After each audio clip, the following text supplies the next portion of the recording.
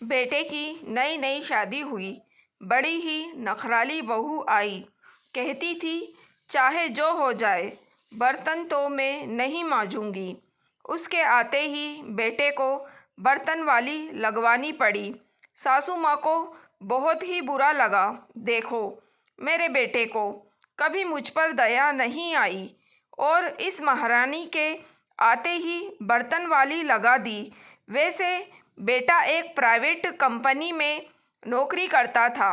अपने पिता के बाद ही एकमात्र व्यक्ति था जो घर का खर्च और ऊपर से अपनी नई पत्नी के नखरे उठाता था।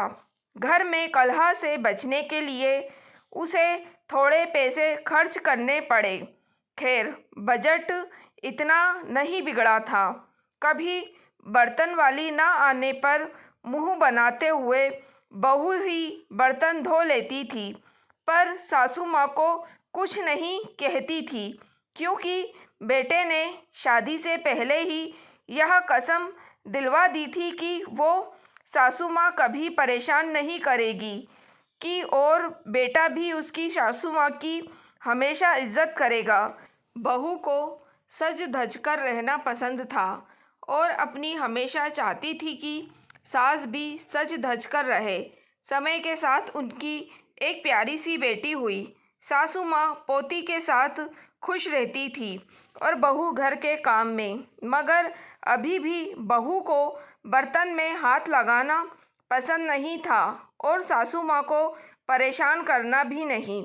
बच्ची बड़ी हुई, उसे अच्छे स्कूल में दाखिल दिलवाया गया। बच्ची हमेशा बोलती थी कि उसे बड़े होकर डॉक्टर बनना है। दोनों पति पत्नी भी यही सपना देखने लगे। सब कुछ ठीक चल रहा था, पर कहते हैं ना, किस्मत का लिखा कोई नहीं मिटा सकता। एक दिन कंपनी को घाटा लगने से बेटे की नौकरी चली गई। थोड़ी बचत थी, उसी के समय कटने लगा। इतना बड़ा दुख आने के बाद भी बहू सुधरने को तैयार नहीं थी। वो अभी भी दिल से बर्तन नहीं धोती थी। वह दुख परिस्थितियों में बहू को कम खाना शुरू कर देना चाहिए था। पहले पति, सास और बच्चों को खिलाकर जो बचता उसी में पेट भर लेना खाना चाहिए था, पर उसने ऐसा नहीं किया। दूसरी परिस्थिति यह भी हो सकती थी कि पति को ताना मार मार कर मायके चली जाती और बच्ची की पढ़ाई छुड़वा देती। पति को ना कमा पाने पर नीचा दिखाती और आत्महत्या करने के लिए मजबूर कराती, पर उसने ऐसा कुछ नहीं किया। यह बहू तो एकदम ही निराली निकली, जैसे इसकी माँ ने इसे समय से समझौता करना कभी सिखाया ही नहीं। बहू ने सबसे पहले अपनी बूढ़ी सास को ढठास बंधाया और सास से आज्ञा मांगी कि वो जो करना चाहती है बस सास उसका साथ दे दे। घर के हालात बहुत ख़राब होने लगे थे। इससे पहले ही बहू ने कहा कि उसे ब्यूटी पार्लर का काम आता है और वो शुरू करना चाहती है। काम शुरू किया, साथ में जॉब ढूंढना भी। पति भी जॉब तलाश कर रहा था। फिलहाल पति ने ड्राइवर की जॉब शुरू की। घर की इनकम एकदम कम हुई, पर पत्नी का पार्लर वाला काम चल गया।